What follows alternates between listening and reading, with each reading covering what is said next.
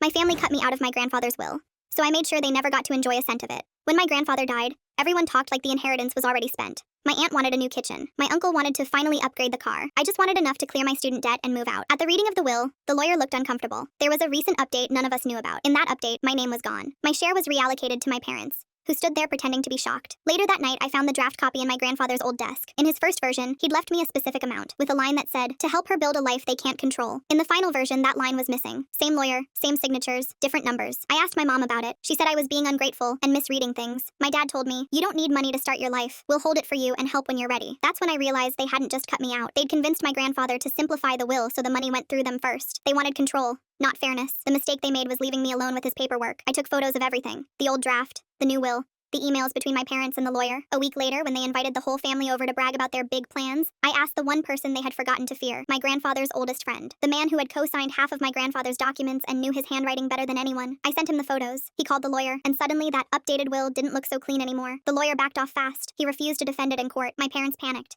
and the estate froze their access until a judge could review everything. In the end, the court reinstated my original share and noted that undue influence had clearly taken place. My parents didn't go to jail, but they lost control over the money they tried to steal. I used my share exactly how my grandfather wrote in that first draft.